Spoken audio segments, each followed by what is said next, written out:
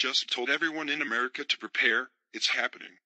Diplomacy is always the first choice when it comes to diffusing any situation thought to be headed to military conflict. As any preschooler could tell you, it's always best to use your words and not violence. However, while that's the policy of most of the Western world, and any country that is led by democracy, it's not the policy of the North Korean dictator, Kim Jong-un, who only seemed to be worried about his own glory. The toddler-like leader has proven he's only interested in spending his time finding new ways to memorialize himself in the minds of the world.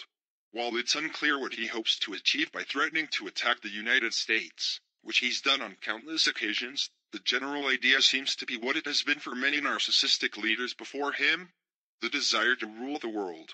The idea that a tiny dictatorship like North Korea has any chance of winning a world war on its own speaks to just how few people are willing to speak the truth to Jong-un.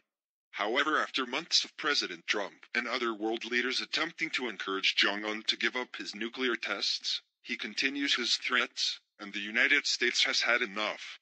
The New York Post reports that the president has given the orders, and the United States is preparing to take back America by force.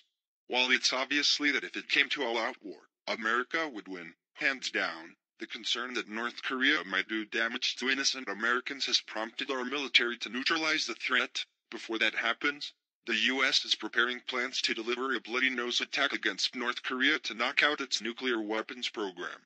The White House has dramatically ramped up its military plans amid fears that diplomacy won't thwart North Korean despot Kim Jong-un from making good on his threats, sources told the UK's Telegraph. Just hearing that the United States is going to do something about North Korea might seem a little vague, but rest assured, the military forces in the area have a lot of options available to them.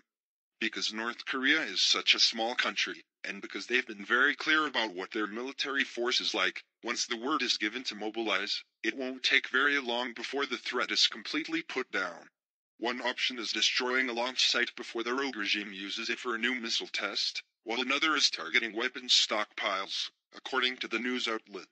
The Trump administration hopes that preemptive action would show the trigger-happy dictator that the United States is serious about stopping his bellicose pursuits and persuading him to negotiate.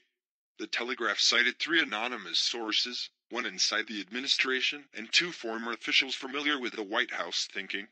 The Pentagon is trying to find options that would allow them to punch the North Koreans in the nose, get their attention and show that we're serious, a former U.S. security official briefed on policy told the Telegraph.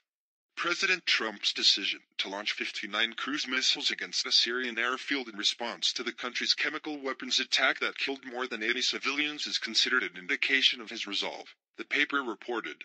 The current plans indicate that Trump is more willing to use a military option than previously thought. Last week, Republican Senator Lindsey Graham told The Atlantic he believed there was a 30% chance of Trump using a military option, but that if the Hermit Kingdom tested another nuclear weapon, that percentage would skyrocket to 70. One British source who recently attended a briefing with U.S. National Security Advisor H.R. McMaster and other officials left feeling alarmed by Trump's mindset, according to the outlet. Secretary of State Rex Tillerson has pushed for negotiations with North Korea, but has been undercut by Trump, who insulted Kim and described diplomacy as a waste of time. Last week, Tillerson appeared to soften the U.S. stance on talks with North Korea amid spiking tension over its nuclear and missile programs. He said the U.S. was ready to hold exploratory talks without preconditions,